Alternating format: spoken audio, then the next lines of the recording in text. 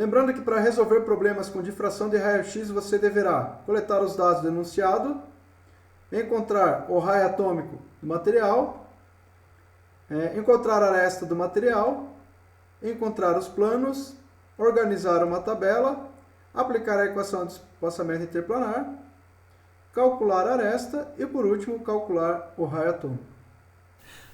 Então vamos à primeira etapa, que seria coletar os dados do enunciado da figura. A figura abaixo mostra um padrão de difração de raio-x para o ferro alfa. Então aqui ele deu o material que é o ferro alfa, que foi tomado usando um difratômetro e radiação de raio-x monocromática com comprimento de onda de 0,1542 nanômetros. Então ele também deu aqui o lambda, que é o comprimento de onda de 0,1542 nanômetros, né?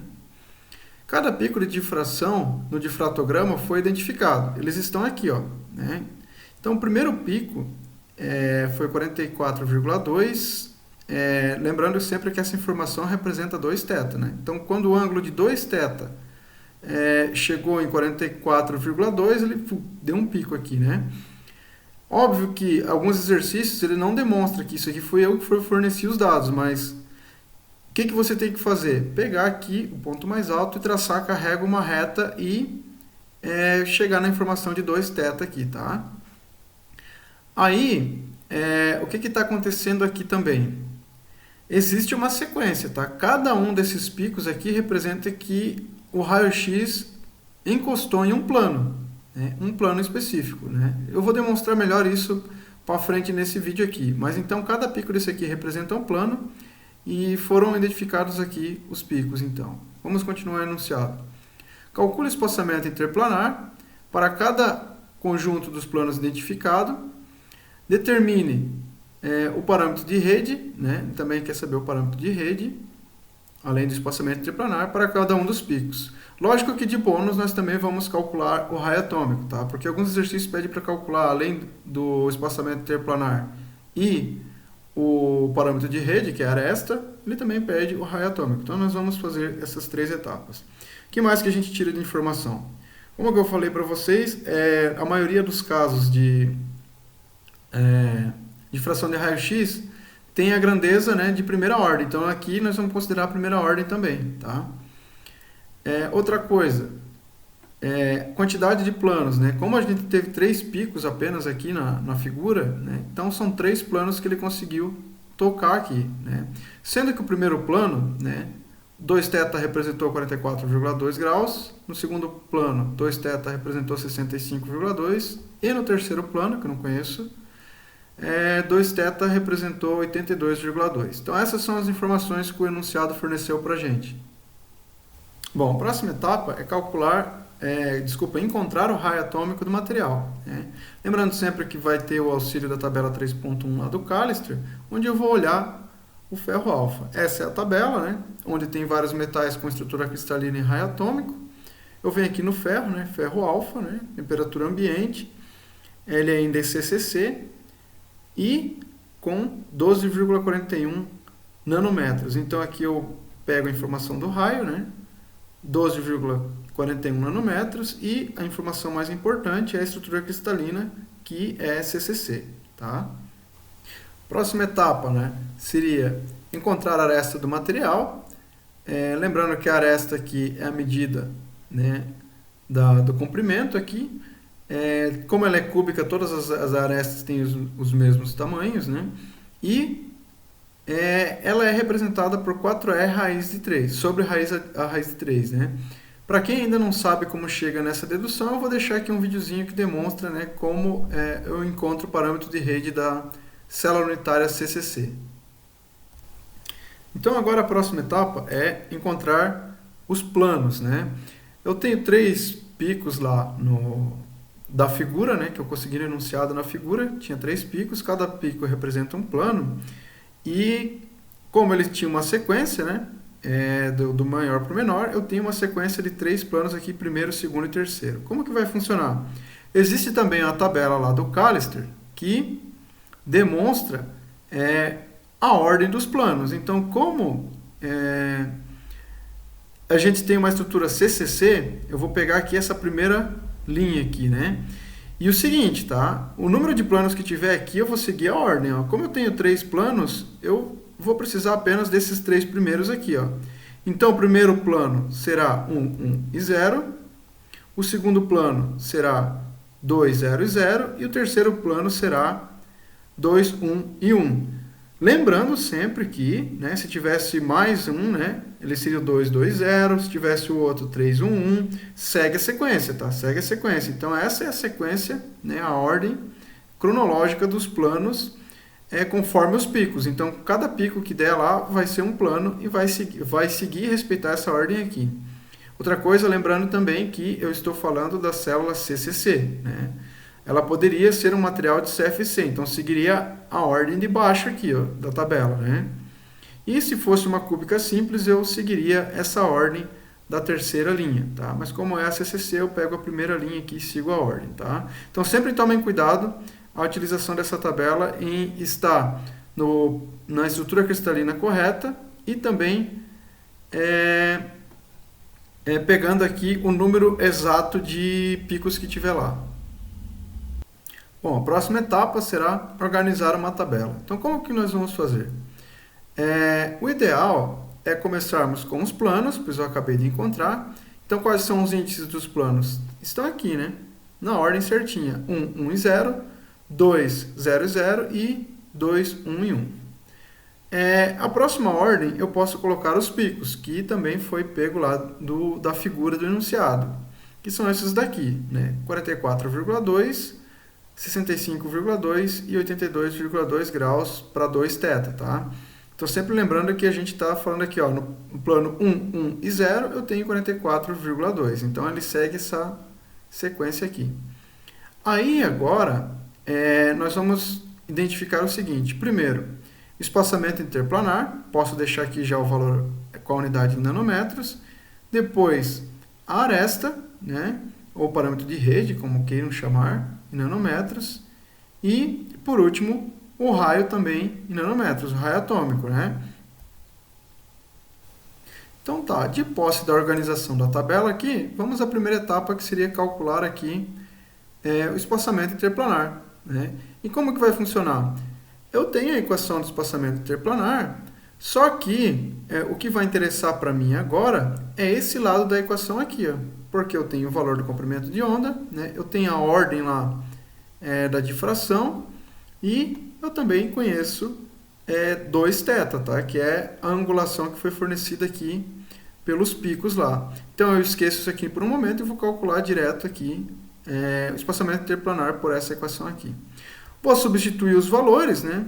Sempre lembrando aqui que o ângulo, eu até destaquei em vermelho aqui, por quê? Porque esse aqui é o único valor que eu vou trocar. O resto tudo aqui é constante, né? A única informação que eu vou trocar vai ser a angulação. E por que eu estou dividindo por 2? Veja que na fórmula o θ não está dividido por 2. Mas lembre-se que lá é 2θ, né? Esses valores aqui são a representação de 2θs. Então aqui, como a equação só tem θ, eu tenho que pegar e dividir esse valor por 2 para ter o valor de θ exato, tá? Então tomem cuidado com isso aqui, porque isso aqui dá bastante erro, tá? O valor que vocês pegarem lá na figura vocês vão ter que dividir por 2 aqui na equação, porque ele só pede o θ aqui. Logo, esse primeiro intervalo aqui, né, o espaçamento interplanar, é de 0,2049309615 vezes 10 na menos 9 metros. Ou em nanômetro, né, 0,2049. Né? Então, já preenchemos aqui uma linha da tabela. A próxima, mesma coisa, né? Mesma coisa, mesma equação, só que agora nós vamos utilizar o ângulo aqui referente ao segundo plano, que é 65,2. Sempre lembrando em dividir por 2 aqui, e chegamos aí a este valor correspondente, que em nanômetros se dá próximo de 0,1431 nanômetros. Agora, o último também segue a mesma sequência, né? E eu vou substituir apenas o ângulo aqui, sempre lembrando de dividir por 2 para transformá-lo em θ. Chegamos a esse valor que em nanômetros dá 0,1173 aproximadamente aí, né? Então, a primeira coluna aqui de tabela, que seria o espaçamento interplanar, está resolvido. Próxima etapa seria calcular a aresta, ou parâmetro de rede aqui, né?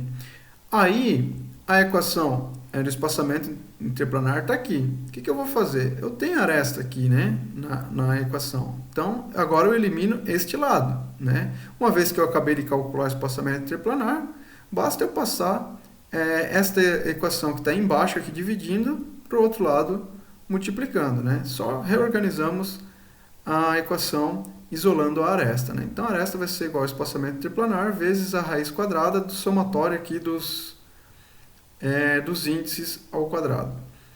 Vamos substituir os valores, lembrando que agora eu deixei em vermelho porque eu vou ter que substituir os dois valores. Um é o valor do espaçamento interplanar que eu acabei de calcular aqui, né? E o outro são os índices. Então veja que eu vou ter que usar, para o primeiro caso, o primeiro índice aqui, ó, 1, 1 e 0, né? Está aqui, 1, 1 e 0, e o valor do primeiro espaçamento interplanar. Então chegamos aí a uma aresta próxima de 0,2898 nanômetros, né? E podemos preencher aqui a coluna em nanômetros 0,2898, né? Mesma coisa nós vamos fazer agora com o segundo índice aqui, mas veja que agora eu substituo aqui o espaçamento interplanar da coluna do meio, né?